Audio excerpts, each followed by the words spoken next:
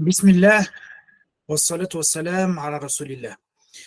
Donc, bienvenue dans cette conférence qui s'inscrit dans la série de conférences que, Inch'Allah, je vous propose durant le mois du Ramadan et qui va nous permettre de méditer certaines sourates du Coran. Alors, je n'ai choisi euh, trois, trois sourates en particulier, en commençant par Surat At-Tin. Pourquoi? Parce qu'elles sont liées les unes les autres jusqu'à arriver, Inch'Allah, à la troisième semaine, à Surat Al-Qadr, la sourate de la nuit du destin, Laylatul Qadr.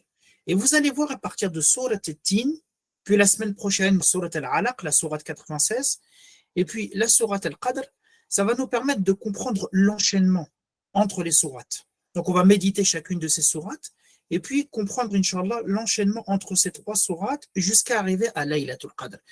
Alors, méditation de la sourate At-Tin. Je commence dès maintenant, Inch'Allah, parce qu'on a commencé assez tard et j'ai pas envie de trop tarder, Inch'Allah. Alors, on va se poser trois questions dans cette sourate, dans la méditation de sourate At-Tin. Première question, pourquoi Allah subhanahu wa ta'ala jure par le figuier et l'olivier? Donc Allah subhanahu wa ta'ala, vous allez voir qu'il jure dans cette sourate par quatre choses. Et il y en a deux parmi ces quatre qui interpellent parce que l'interprétation est plus subtile, l'interprétation est plus difficile. Pourquoi Allah subhanahu wa ta'ala jure par le figuier et l'olivier? Deuxième question, comment la sourate valorise le potentiel extraordinaire de l'être humain?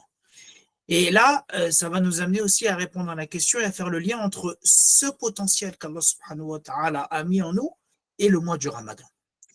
Et troisième question, quel est le lien entre cette sourate et la sourate qui va suivre, c'est-à-dire sourate Al-Alaq, la sourate 96, Inch'Allah que l'on essaiera de méditer et d'expliquer la semaine prochaine. Alors, la sourate Tin, c'est la sourate 95 dans l'ordre du Mus'haf. Donc il y a 114 sourates qui sont ordonnées, comme le prophète sallallahu alayhi wa sallam l'a bien mentionné à ses compagnons. Et sourate Tin, c'est la 95e sourate sur 114 sourates qui sont dans le Coran. Sourate Tin, c'est une sourate mécoise. Qu'est-ce que c'est qu'une sourate mécoise? Une sourate mécoise, c'est une sourate qui est descendue avant la Hijra, avant que le prophète sallallahu alayhi wa sallam ne se déplace de la Mecque à Médine.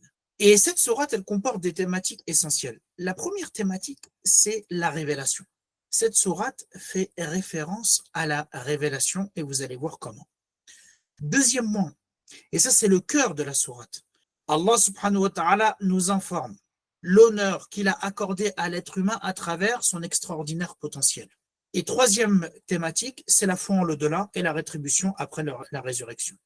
Donc cette sourate, elle nous invite à méditer sur notre rang et sur le but pour lequel on a été créé. Dans le but, dont l'objectif, c'est d'être à la hauteur de la considération qu'Allah subhanahu wa ta'ala nous a accordée. Alors la sourate, elle comporte 8 versets. Allah subhanahu wa ta'ala a juré par quatre choses. Par le figuier, par l'olivier, par le mont Sinin et par cette cité sûre. Il y a une règle importante. Allah subhanahu wa ta'ala, premièrement, il jure par ce qu'il veut. Nous, on doit jurer que par Allah subhanahu wa ta'ala. Allah jure par ce qu'il veut. Deuxième chose, lorsqu'Allah subhanahu wa ta'ala jure par une chose, c'est pour attirer notre attention sur son importance et son bénéfice. Donc lorsqu'Allah subhanahu wa ta'ala jure par ces choses-là, ça veut dire, oh les êtres humains, méditez sur ces choses-là parce qu'elles ont une importance. Très bien, commençons. Bismillahirrahmanirrahim. Wat-tini waz-zaytoun. Par le figuier et l'olivier. Pourquoi Allah subhanahu wa ta'ala a juré par ces deux arbres? Certains savants disent qu'Allah a juré par le figuier et l'olivier du fait de leur grande utilité et des bienfaits de leurs fruits. Donc le figuier et l'olivier, ce sont deux fruits qui sont même encore plus aujourd'hui reconnus pour leur valeur nutritionnelle et ils sont utilisés comme remède contre de nombreuses maladies. On rapporte du prophète sallallahu alayhi wa sallam qu'il a fait l'éloge du figuier. Dans un hadith qui est faible, mais qui est cité par un certain nombre de savants, où on a ramené au prophète sallallahu alayhi wa sallam une assiette de figues, il les a mangées et il a dit « mangez ». Si je devais dire qu'il y a un fruit qui est descendu du paradis, c'est bien celui-ci, parce que le figuier est sans noyau et les fruits du paradis sont sans noyau. L'olivier, c'est encore plus clair puisqu'il est mentionné dans le Coran. Allah subhanahu wa ta'ala nous dit que c'est un arbre béni. Quand il cite la parabole de la lumière. Il mentionne l'olivier qui est un arbre béni. Et comme vous remarquez, le figuier et l'olivier sont complémentaires. Le figuier est sucré, l'olivier est salé. Donc ce sont deux fruits qui ont une valeur nutritionnelle et qui sont utilisés comme remède et qui sont bons pour la santé. Donc ça, c'est une partie des savants qui mentionnent cet aspect. D'autres savants disent en vérité, quand Allah subhanahu wa ta'ala jure par le figuier et l'olivier, c'est pas pour faire référence directement à ces fruits, mais c'est pour faire référence à des lieux, et notamment à Bayt al-Maqdis, c'est-à-dire Jérusalem. Allah jure par le figuier et l'olivier, parce que lorsque l'on regarde notamment au Shem, dans la Grande Syrie, et plus particulièrement à Jérusalem, il y a ces deux fruits en abondance. Et les savants disent que Allah subhanahu wa ta'ala, en jurant par le figuier et l'olivier, il fait référence à Isa ibn Maryam, à Jésus, fils de Marie. Quand vous regardez par exemple dans la Bible et les évangiles, vous voyez que Jésus prend pour image le figuier, notamment dans une parabole qui est connue et qui s'appelle le figuier stérile, où Jésus va maudire le figuier. Vous avez aussi un discours que Isa alayhi salam aurait tenu et qui est un discours sur le mont des Oliviers, qui est un mont connu à Jérusalem. Donc pour certains savants, le figuier et l'olivier font référence à un lieu qui est Jérusalem et donc font référence à la révélation que Jésus a reçue, c'est-à-dire l'évangile. Ensuite, Allah subhanahu wa ta'ala dit Watour Sinin, et par le mont Sinin. Là, c'est clair. C'est la montagne sur laquelle Allah subhanahu wa ta'ala a parlé à Moussa alayhi salam. Allah subhanahu wa ta'ala dit وَنَادَيْنَاهُ مِنْ جَانِبِ الطُّورِ الْأَيْمَنِ وَقَرَّبْنَاهُ نَجِيًّا. Du côté droit du mont Sinaï, nous avons appelé Moussa alayhi salam et nous l'avons approché tel un confident. Donc Allah subhanahu wa ta'ala s'est adressé directement à Moussa alayhi salam, là, sur cette montagne qui est le mont Sinaï. Donc le mont Sinaï, ça fait référence à l'Égypte, où se trouve cette montagne, et ça fait référence à la Torah, puisque c'est là-bas que Moussa alayhi salam a reçu ce livre de la part d'Allah subhanahu wa ta'ala. Donc on a le figuier et l'olivier avec Jésus, l'évangile. On a le mont Sinaï, l'Égypte, où Moussa alayhi salam a reçu la Torah. Et vous avez Wahad al-Balad al-Amin. Et par cette cité sûre. Et cette cité sûre, à l'unanimité des savants, c'est la Mecque. Had al-Balad al-Amin, cette cité sûre, celle-ci. Et Allah subhanahu wa ta'ala, à qui il révèle le Coran? Il le révèle au prophète sallallahu alayhi wa sallam. Donc la cité qui est visée ici, c'est la Mecque. La caractéristique de la Mecque, c'est que c'est une cité qui est sécurisée, qui est sûre. C'est pour ça qu'Allah dit cette cité sûre.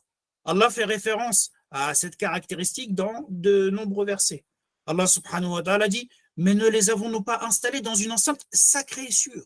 Et Allah il dit dans un autre verset, ne voit-il pas que vraiment nous avons fait un sanctuaire sûr, la Mecque, alors que tout autour d'eux, on enlève les gens.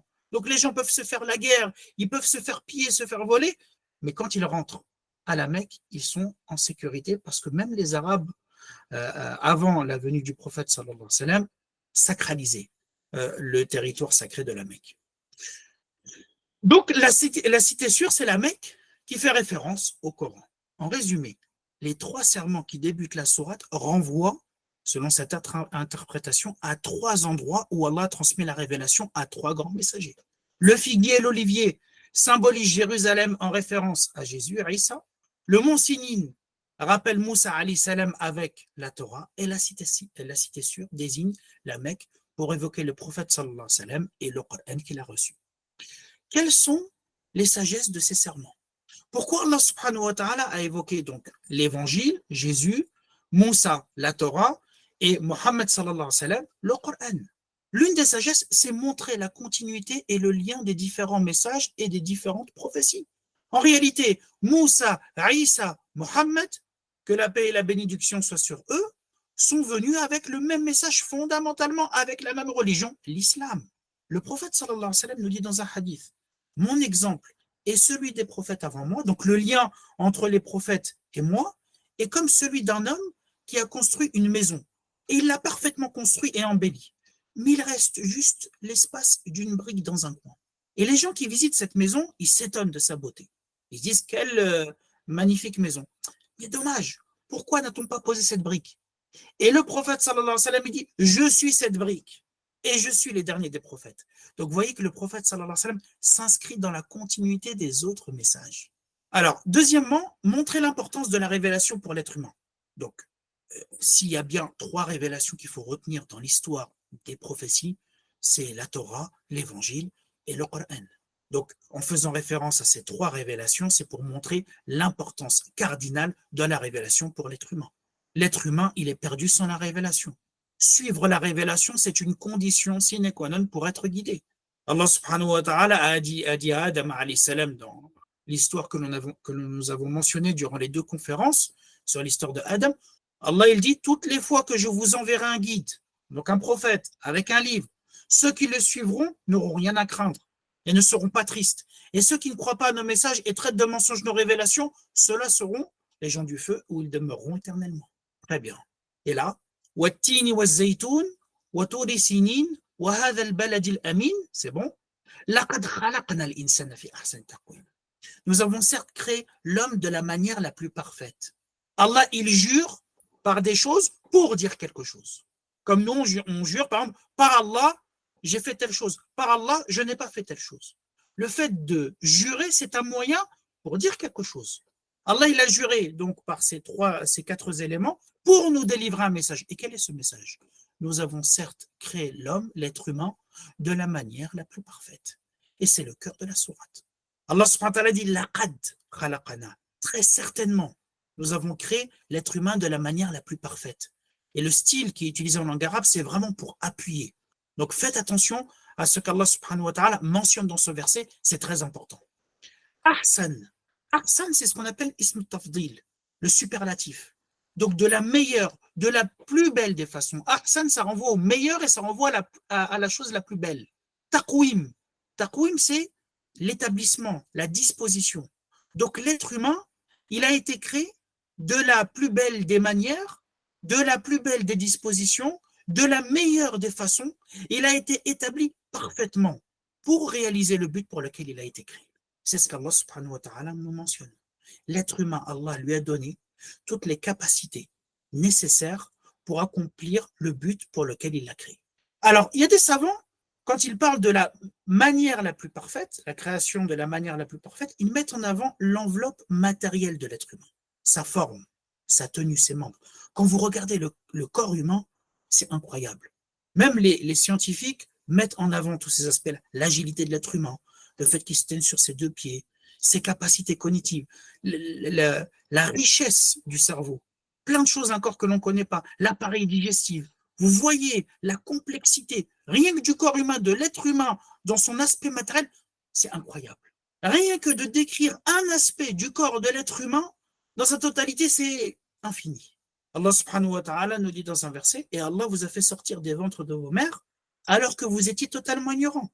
Il vous a donné l'ouïe, les yeux et les cœurs, l'intelligence, afin que vous soyez reconnaissants. Et Allah subhanahu wa ta'ala, dans de nombreux versets, il nous renvoie à notre état premier, c'est-à-dire le fait qu'on était une goutte, nous n'étions que de la terre, afin que l'être humain se rappelle d'où il vient. Et que l'être humain, lorsqu'il se rappelle de sa création, il soit totalement modeste, en totale humilité. Alors là, il dit, nous avons fait du sperme une adhérence. Et de l'adhérence, nous avons créé un embryon. Puis de cet embryon, nous avons créé des os. Et nous avons revêtu les os de chair. Ensuite, nous l'avons transformé en une toute autre création. Gloire à Allah, le meilleur des créateurs. Cependant, quand tu vois la manière dont l'être humain a été conçu, du début jusqu'au moment où il a toutes ses capacités, c'est incroyable. Ça, c'est un miracle, celui qui le médite. Et c'est le Coran qui nous dit, ô être humain, vous n'avez pas besoin de miracles qui dépassent l'ordinaire, qui dépassent l'entendement. Regardez juste la conception matérielle de l'être humain et vous allez être ébahi. Alors, il y a d'autres savants qui ont parlé de l'aspect intérieur de l'être humain. Nous avons créé l'homme de la manière la plus parfaite, matériellement, et aussi et surtout spirituellement. Et ça, il ne faut pas l'oublier. L'être humain est un être spirituel. Qu'est-ce qui le distingue des autres? C'est l'âme. Allah subhanahu wa ta'ala dit وَنَفْسٍ وَمَا سَوَّاهَا فَأَلْهَمَهَا فُجُورَهَا وَتَقْوَاهَا قَدْ أَفْلَحَ مَنْ زَكَّاهَا وَقَدْ خَابَ مَنْ دَسَّاهَا. Et par l'âme, et celui qui l'a harmonieusement façonné. Il a inspiré à l'âme à la fois sa capacité à faire le bien et à faire le mal. Et Allah il dit, a réussi celui qui purifie son âme et a perdu celui qui la corrompt. L'être humain, il a une âme. Il est un être spirituel. Et l'objectif, dans ce qu'Allah subhanahu wa ta'ala lui a donné, c'est que le bon côté prenne le dessus sur le mauvais, à travers cette purification de l'âme. Donc l'être humain, c'est un être matériel, mais l'être spirituel qu'il est encore plus profond. Et c'est ça le cœur de la beauté de l'être humain. L'être humain, il a une raison et la capacité de distinguer le vrai du faux, le discernement, la capacité de réfléchir. Et il a une fitra. Et je l'avais mentionné ça. Une fitra, c'est-à-dire une prédisposition, une capacité naturelle et spirituelle dès sa naissance à aspirer à Allah, à le reconnaître et à faire ce qui est bien. Le prophète sallallahu alayhi wa sallam nous dit dans un hadith, chaque enfant naît selon la fitra, selon cette nature saine, qui fait qu'il est prédisposé à croire en Allah subhanahu wa ta'ala. Mais c'est son éducation. Ce sont ses parents qui vont malheureusement l'éloigner de cette fitra, en le rendant juif, chrétien, adorateur de feu, ou n'importe quoi. Et ensuite, l'être humain s'éloigne de cette capacité originelle. Donc la fitra, c'est vraiment une graine présente dans le fond intérieur de l'être humain quand il naît et qui fait que s'il la laisse croître, germer, développer dans de bonnes conditions et qu'il utilise ses capacités correctement, donc l'être humain, vous avez vu, il a été créé parfaitement pour recevoir la révélation. Et là, on voit le lien entre les serments et le message. Donc, Allah subhanahu wa ta'ala fait référence aux révélations, à l'évangile, à la Torah, au Coran, qui sont les révélations les plus importantes pour dire quoi? L'être humain, il a été créé parfaitement pour recevoir cette révélation, pour être en concordance avec ce qu'Allah subhanahu wa ta'ala a descendu. Et Allah nous dit dans un verset, Nourun ala nour, lumière sur lumière. Il y a certains savants qui ont dit, lumière sur lumière, ça veut dire lumière de la révélation sur lumière du cœur et de l'intelligence de l'être humain. La lumière de la révélation, elle vient toucher la lumière du cœur pour la préserver et l'orienter. La lumière de son intelligence a besoin de la lumière de la révélation pour suivre le droit chemin. Et il y a un grand savant, Al-Ghazali, il donne cette image magnifique, il dit la complémentarité entre la révélation et la raison, c'est comme le soleil et la vue. L'être humain, s'il a la vue, mais il n'a pas de lumière, eh ben cette vue ne sert à rien. De la même façon, si le soleil, la lumière du soleil se reflète, mais l'être humain n'a pas la capacité de voir, pareil. Donc il faut les deux. Il faut la lumière du soleil et la vue. Et là, l'être humain, par l'intermédiaire de cette lumière, est capable d'observer. Cette raison, elle a une capacité extraordinaire, mais cette capacité, il ne peut l'utiliser pleinement qu'à travers la révélation. Il ne peut connaître le droit chemin comme il le faut qu'à travers ce qu'Allah subhanahu wa ta'ala va lui révéler. Nous avons certes créé l'être humain de la manière la plus parfaite, matériellement et spirituellement parlant, pour accomplir cette mission et poursuivre la révélation. Et Allah dit mais ensuite nous l'avons ramené au niveau le plus bas. Qu'est-ce que c'est que le niveau le plus bas? Le niveau le plus bas, en réalité, ça correspond au châtiment de l'enfer. Vous savez que le paradis, plus la personne a une haute place, plus elle s'élève. En enfer, c'est le contraire. Plus la personne a un châtiment, plus il s'enfonce. Et Allah subhanahu wa ta'ala, il parle des conséquences de ceux qui n'ont pas suivi la révélation. Donc c'est comme si Allah subhanahu wa ta'ala disait, il a créé l'être humain de la meilleure des façons, mais malheureusement, en s'écartant de la révélation, il s'est détourné des atouts qu'il avait et qui lui permettaient d'atteindre les hautes sphères du paradis. Et à cause de son entêtement, de son orgueil, de sa non-volonté de suivre la révélation, il a été ramené au niveau le plus bas. Donc, c'est comme si le verset disait, nous avons créé l'être humain de la meilleure façon, puis il sera ramené à l'état le plus humiliant et à la forme la plus laide en enfer, parce qu'il a préféré l'aveuglement à la guidée et la mécréance à la foi. Asfal safilin, c'est vraiment Asfal safilin, le plus bas des états, le plus humilié des humiliés, le plus bas degré. Subhanallah. Allah subhanahu wa ta'ala nous dit dans un verset لَقَدْ ذَرَأْنَا لِجَهَنَّمَ كَثِيرًا مِنَ الْجِنِّ وَالْإِنسِ لَهُمْ قُلُوبٌ لَا يَفْقَهُونَ بِهَا. Nous avons destiné beaucoup de djinns et d'êtres humains pour l'enfer. Pourquoi? Ils ont des cœurs, mais ils ne comprennent pas. Dans le sens, ils ont des intelligences, mais ils n'ont pas utilisé cette intelligence pleinement. Allah nous parle de ulul albab, les gens qui sont pointilleux, les gens qui sont d'une intelligence, une intelligence vraiment perçante, une intelligence fine qui leur permet d'arriver à la réponse des questions existentielles. Mais il y en a qui ont des intelligences, mais ils ne l'ont pas utilisé correctement. Ils ont des yeux, mais ils ne voient pas. Ils ont des oreilles, mais ils n'entendent pas. Ceux-là sont comme des bestiaux, même plus égarés encore, tels sont les insouciants. Et Allah subhanahu wa ta'ala dit إِلَّا الَّذِينَ آمَنُوا وَعَمِلُوا الصَّالِحَاتِ فَلَهُمْ أَجْرٌ غَيْرُ مَمْنُونٍ. Sauf ceux qui croient et accomplissent les bonnes œuvres. Ceux-là auront une récompense jamais ininterrompue. Donc, si l'être humain, il veut s'élever, si l'être humain, il veut utiliser ses capacités, les exploiter de la meilleure des manières et ne pas être asfal as-safilin, c'est-à-dire au plus bas degré, il faut qu'il fasse deux choses. Il faut qu'il s'attache à deux piliers. La foi et l'accomplissement des bonnes œuvres. Qu'est-ce que c'est la foi? C'est adhérer avec certitude en la croyance en Allah, aux prophètes, au jour de la résurrection, aux anges, aux livres, au destin. Et les bonnes actions, c'est-à-dire continuer à persévérer et à perfectionner la foi à travers ces bonnes actions.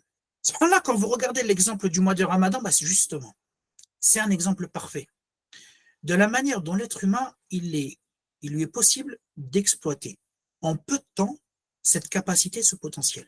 Allah subhanahu wa ta'ala dit شهر رمضان الذي أنزل فيه القرآن هدى للناس وبينات من الهدى والفرقان. Le mois du Ramadan au cours duquel le Coran a été descendu comme guide pour les gens, épreuve claire de la bonne direction et du discernement. Le mois du Ramadan accueille la descente du Coran. Et on reviendra sur la descente du Coran de manière plus détaillée quand on parlera de la sourate Al-Qadr de la nuit du destin. Donc Allah il dit c'est durant ce mois qu'il a descendu le Coran qui sert à quoi? Qui sert à guider, à montrer la bonne voie, qui apporte toutes les preuves nécessaires pour savoir ce que l'être humain doit faire.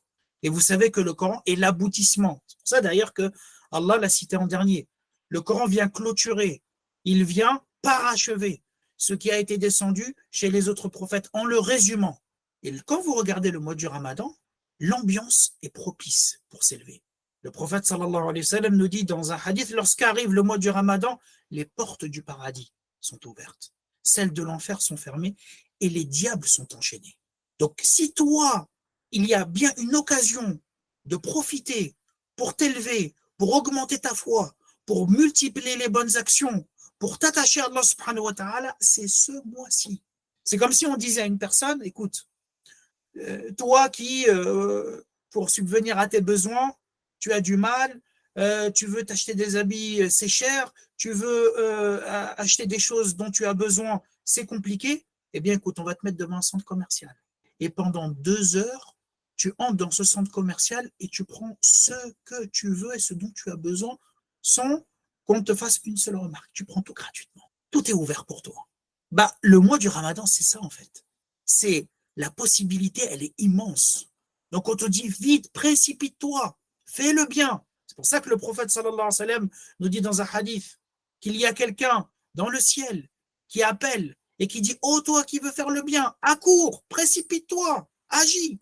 Oh, toi qui veux faire le mal, cesse. » Et le prophète sallallahu alayhi wa sallam il dit « Cet appel est renouvelé chaque soir et chaque soir, Allah subhanahu wa ta'ala sauve de l'enfer un certain nombre de croyants. » Quel est l'objectif du jeûne? Alors, c'est vrai que quand on demande à des musulmans quel est l'objectif du jeûne, on va dire oui, c'est penser aux pauvres, c'est être généreux, il y a un aspect social, très bien. Mais quel est le premier aspect qu'il ne faut jamais oublier de mentionner et qui est le premier?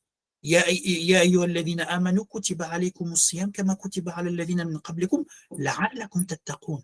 Oh vous les croyants, on vous a prescrit le jeûne comme on l'a prescrit à ceux d'avant vous. Donc, aux communautés précédentes, que ce soit les juifs, les chrétiens, avec les autres prophètes, dans le but d'atteindre la piété. C'est ça l'objectif premier. L'objectif premier, c'est d'atteindre la piété. Qu'est-ce que c'est que la piété? At-taqwa, ça vient du mot wiqaya. Wiqaya, c'est une protection. Les savants disent, c'est mettre une protection entre toi et le châtiment de l'enfer en accomplissant les actes obligatoires et en t'écartant des interdits. Où tu vas trouver ça?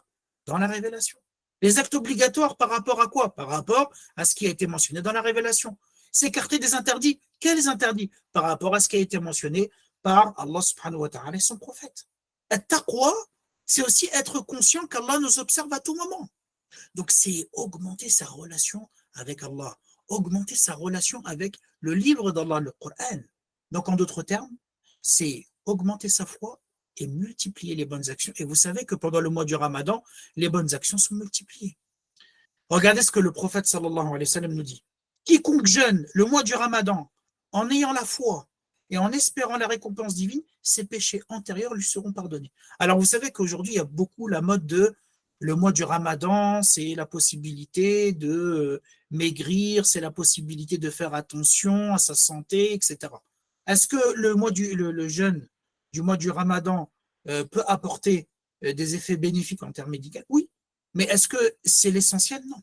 Et le prophète, sallallahu alayhi wa sallam, il le rappelle. Le jeûne, c'est une adoration. Donc, l'adoration réclame, implique une intention spécifique. Cette intention, c'est quoi? Le prophète, sallallahu alayhi wa sallam, il nous le mentionne. Avec foi. C'est quoi avec foi? C'est-à-dire avec la foi et la certitude que ce que tu es en train de faire, tu le fais selon un ordre d'Allah.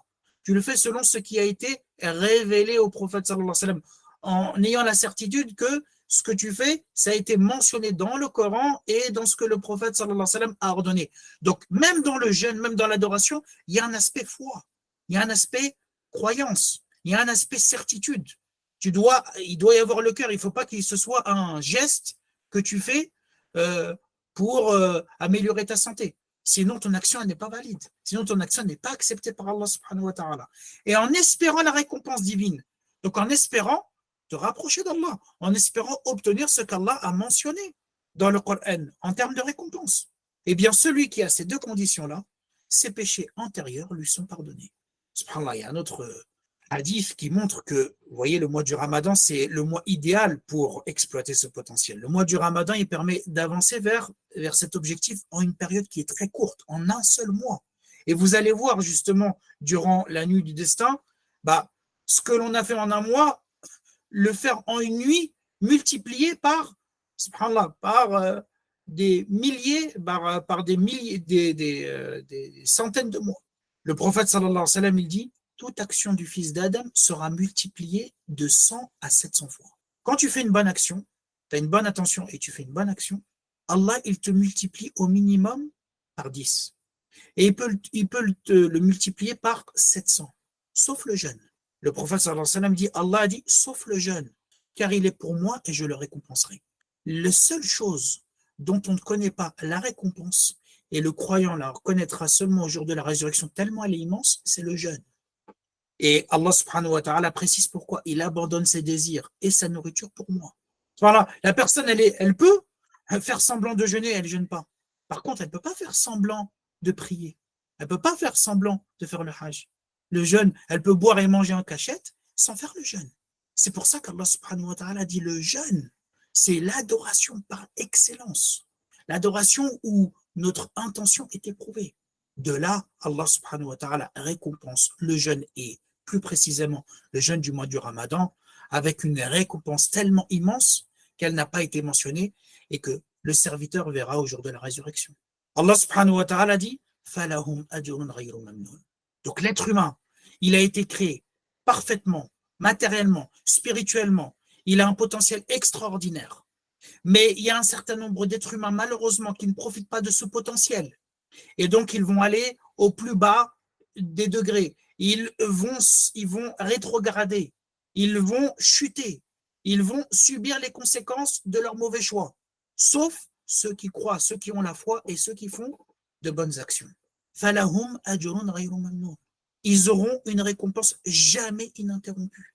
C'est quoi mamnoun? Ininterrompue, non restreinte, non diminuée. Et même elle mène, en langue arabe, c'est quoi le mène? C'est le fait que quelqu'un te donne un bienfait et en fait, il n'arrête pas de te le rappeler. Il te donne quelque chose et il te dit, ah, tu te rappelles quand je t'ai donné 10 euros? Tu te rappelles? Oui, oui, je me rappelle.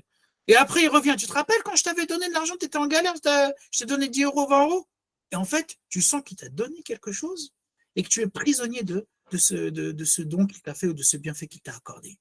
Et Allah subhanahu wa ta'ala dit, Ghayr mamnoun, ininterrompu, non restreinte, et même lorsqu'Allah va vous accorder ce bienfait, alors que c'est Allah, eh bien, il ne vous rappellera pas ce bienfait. Il vous le donnera et tu vas ressentir, tu vas avoir la sensation que ce qu'Allah subhanahu wa ta'ala t'a accordé, tu en es totalement propriétaire, sans avoir peur qu'on te le reprenne, sans avoir peur qu'on te rappelle, sans être mis dans la gêne parce qu'on t'a donné ce bienfait. Il t'appartiendra totalement par la grâce d'Allah subhanahu wa ta'ala. Et là, vous avez cette notion d'éternité, puisque la récompense du croyant, elle sera éternelle au paradis. Et Allah subhanahu wa ta'ala dit فَمَا يُكَذِّبُكَ بَعْدُ بِالدِّينِ. Et après cela, qu'est-ce qui te fait traiter la rétribution de mensonge? Donc Allah subhanahu wa ta'ala, à travers ce verset, il s'adresse à l'être humain, qu'il a créé de la meilleure des manières, en lui disant, qu'est-ce qui te permet, après tout cela, après t'avoir créé de la meilleure façon, de renier la résurrection, de renier la rétribution. La rétribution, Yawmuddin, la rétribution au jour de la résurrection. Et la rétribution en fonction de ce que tu auras fait. Donc la personne qui aura fait du bien, il sera récompensé par le bien. Celui qui aura fait du mal, il sera récompensé il sera rétribué par le châtiment. C'est pour ça qu'on dit Malik Yawmiddin, al-Fatiha, le maître du jour de la rétribution. C'est le même mot. Qu'est-ce qui te permet, après tout ce qui a été mentionné, après cette exposition courte et magnifique, de traiter la rétribution de mensonge? Comment une créature aussi harmonieusement façonnée, aussi belle, autant matériellement que spirituellement, peut-elle exister sans aucun but? Comment l'être humain, il peut arriver à croire que, après toute cette complexité qu'il a pu analyser sur soi-même et sur le monde qui l'entoure, il n'y a aucun but, il n'y a aucun sens. C'est comme une personne qui rentre dans une maison. Et dans cette maison, il y a toutes les fonctionnalités qu'il faut. Il a tout ce qu'il lui faut pour subvenir à ses besoins, pour subvenir aux besoins de sa famille. Et il pense que cette maison, elle lui a été donnée comme ça, sans qu'il y ait derrière quelqu'un qui lui a donné, avec une intention précise. L'être humain qui se retrouve sur Terre, avec cette harmonie, avec cette beauté, autant au niveau de la méditation de sa propre création que la création des cieux et de la terre, comment peut-il penser que cette beauté, cette harmonie a été créée sans but, sans objectif? Et donc Allah subhanahu wa ta'ala dit, l'être humain n'a plus d'excuses après cette exposition claire et magnifique. La beauté et l'harmonie de la création impliquent forcément un sens à la vie. Et Allah dit, Alaysa Allahu bi ahkamil hakimin. Allah n'est-il pas le plus sage des juges? Donc c'est une question rhétorique pour que l'être humain se rende compte de cela. Qu'il se rende compte que celui qui a créé l'être humain de la manière la plus parfaite et qui l'a ramené au niveau le plus bas par rapport à ses actions, l'a fait de manière sage. C'est lui qui a créé les choses parfaitement. Et il a mis chacune des choses à sa place, avec mesure. Allah subhanahu wa ta'ala dit, si Allah a attribué ses dons avec largesse à tous ses serviteurs, les gens vont commettre des abus sur la terre. Mais il fait descendre les choses avec mesure. Et il fait descendre ce qu'il veut. Il connaît parfaitement ses serviteurs et il en est clairvoyant. C'est pour ça qu'il y a des gens qui disent, oui, mais l'être humain, il a été créé de la meilleure des manières. Pourquoi il n'est pas plus fort? Pourquoi il n'est pas plus intelligent? Allah, il aurait pu le créer plus intelligent, plus fort. Oui, mais Allah, il a créé l'être humain selon un but précis. Il a créé la terre selon un but précis. Et il nous a créé pour nous éprouver. C'est pour ça qu'Allah, il a donné avec mesure. Quand toi, tu veux éprouver une personne, tu lui donnes pas tout. Si tu lui donnes tout, il n'y a plus d'épreuve. Donc, tu donnes selon l'épreuve, selon l'objectif et le but pour lequel tu l'éprouves. Et Allah, il interpelle, Alaysallahu bi ahkamil hakimin. Donc, après avoir vu l'importance de la révélation, après avoir vu la création de l'être humain, après avoir vu la différence entre les gens qui suivent la révélation et les gens qui s'égarent, ça ne vous interpelle pas sur la sagesse d'Allah subhanahu wa ta'ala, sur sa sagesse infinie, sur ses décrets parfaits. Alaysallahu bi ahkamil hakimin. Allah n'est-il pas le plus sage des juges, le plus sage des sages? Et il y a une deuxième notion aussi, le fait qu'Allah est le meilleur des juges. Donc, fondamentalement, c'est Allah qui va trancher entre ses serviteurs et il accordera à chacun ce qu'il mérite. Donc, tout décret est sage et de la même façon, tout ce qu'Allah subhanahu wa ta'ala va juger et tout ce qu'il va trancher au jour de la résurrection sera parfait. Pourquoi? Parce que l'être humain, quelles que soient les actions qu'il va faire, quelles que soient les actions qu'il va accomplir, tu peux juger que de l'apparence. Tu peux estimer que l'apparence, mais tu ne peux pas savoir ce qui est dans le cœur des gens. C'est Allah subhanahu wa ta'ala qui guide et qui égare. C'est Allah subhanahu wa ta'ala qui connaît le contenu des poitrines. Donc c'est Allah qui sait, qui mérite véritablement la guidée et qui mérite véritablement l'égarement. Et c'est pour ça que même au niveau des gens, au niveau de la voie qu'ils ont suivie, c'est Allah qui va trancher. C'est Allah qui va accorder à chacun la récompense qu'il mérite et le châtiment qu'il mérite en fonction des actions qu'il aura accomplies et des intentions qu'il aura mis dans ses actions. Alaysallahu bi ahkamil hakimin. Donc vous voyez, la révélation. Ensuite, l'être humain, qui il est, son potentiel. Et Allah subhanahu wa ta'ala incite, exploitez votre potentiel. Regardez comment Allah subhanahu wa ta'ala vous a créé. Donc, accomplissez les bonnes actions, ayez foi, adhérez à la certitude et à la foi en Allah subhanahu wa ta'ala, au prophète. Et ensuite, l'être humain, après avoir été créé de la manière la plus parfaite, après avoir reçu la révélation, ce qui est une responsabilité, il va devoir rendre compte auprès d'Allah subhanahu wa ta'ala. Et rendre compte auprès d'Allah, qui est le plus sage des sages, et qui est le meilleur des juges, et qui récompensera les gens de la meilleure des façons. Donc il y a une cohérence totale, subhanallah, du début à la fin, dans la manière dont Allah il a créé l'être humain, dans la manière dont il a descendu la révélation, et dans la manière dont il jugera au jour de la résurrection en fonction des actes de chacun. C'est pour ça qu'on rapporte du prophète sallallahu alayhi wa sallam, il dit, quand l'un de vous récite « Wattini wa zaytoun » par le figuier et l'olivier, et parvient à la fin « Alaysa Allahu bi ahkamil hakimin » c'est bien de dire « Bala wa ana ala dhalika min ash-shahidin » Oh que si, et moi je suis parmi ceux qui en témoignent. Bala wa ana ala dhalika min ash-shahidin. Il y a certains savants qui disent qu'il faut le dire, vaut mieux le dire durant les prières surérogatoires. Bala wa ana ala dhalika min ash-shahidin. At-tafa'ul ma'a as-sura, comme on dit. C'est-à-dire la méditation, comme le prophète sallallahu alayhi wa sallam il faisait, il est en interaction avec le Coran et avec ce qu'il lisait. Donc lorsque le prophète sallallahu alayhi wa sallam lisait un verset du paradis, il demandait à Allah subhanahu wa ta'ala la récompense. Lorsque le prophète sallallahu alayhi wa sallam lisait un verset de l'enfer, il demandait à Allah subhanahu wa ta'ala la protection. Et lorsqu'Allah subhanahu wa ta'ala interpelle alaysa Allahu bi ahkamil hakimin, il répond Bala wa ana ala dhalika min ash-shahidin. Oh que si, tu es le plus sage des juges. Tu es celui qui est le meilleur des juges et je suis parmi ceux qui en témoignent. Alors, quel est le lien maintenant entre ces sourates et la sourate suivante? Donc, là, on a vu sourate At-Tin. La semaine prochaine, bi'idhnillah, on verra sourate Al-Alaq. Iqra bismi rabbika alladhi khalaq. Vous avez vu donc qu'Allah, dans la sourate, il nous dit Laqad khalaqna al-insana fi ahsani taqwim, thumma radadnahu asfala safilin. Nous avons créé certes l'homme de la manière la plus parfaite, et malheureusement, il y a des gens qui sont ramenés au niveau le plus bas. Dans sourate Al-Alaq, la sourate suivante, la sourate 96, que je vous invite, Inch'Allah, à lire d'ici la semaine prochaine, vous allez avoir deux modèles qui représentent soit cet être humain qui a utilisé et exploité son potentiel à merveille, soit l'être humain qui n'a pas utilisé ce potentiel et qui est arrivé au niveau le plus bas. Le premier, c'est le prophète sallallahu alayhi wa sallam. Iqra bismi rabbika alladhi khalaq.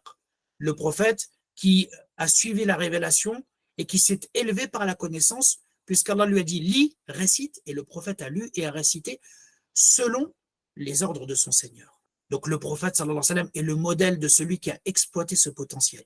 Par contre, il y a l'autre modèle, qui est le modèle du pire ennemi du prophète sallallahu alayhi wa sallam, qui s'appelle Abu Jahl, qui lui transgresse, parce qu'il se détourne de la révélation et parce qu'il se suffit à lui-même. Dans la sourate Al-Alaq, la sourate 96, qui va suivre sourate At-Tin, Allah il dit prenez garde, vraiment l'être humain est rebelle, parce qu'il estime se suffire à lui-même, parce qu'il se détourne de la révélation. Et bien, ce modèle plus détaillé que l'on va voir dans sourate Al-Alaq, il correspond à la dégradation de l'être humain qu'Allah subhanahu wa ta'ala mentionne dans sourate At-Tin, thumma radadnahu asfala safilin. Ensuite, nous l'avons ramené au niveau le plus bas. Et Allah subhanahu wa ta'ala, dans sourate Al-Alaq, il va nous évoquer deux moyens qui vont permettre d'enraciner les deux piliers de la réussite. Vous vous rappelez, thumma radadnahu asfala safilin, illa alladhina amanu wa amilu salihat. Comment l'être humain il peut se sauver de cette décadence, de cette chute totale? La foi et les bonnes actions. Et dans sourate Al-Alaq, Allah subhanahu wa ta'ala il va faire mention de deux moyens qui permettent justement de renforcer la foi et de renforcer les bonnes actions, qui sont un, la connaissance, Iqra, bismi rabbika alladhi khalaq, et qui a enseigné wa 'allama al-insana ma lam ya'lam, et qui a enseigné à l'être humain par l'intermédiaire de la plume. Et deuxième chose qui permet d'enraciner les bonnes actions, c'est la prosternation. Kalla la tuti'hu wasjud waqtarib.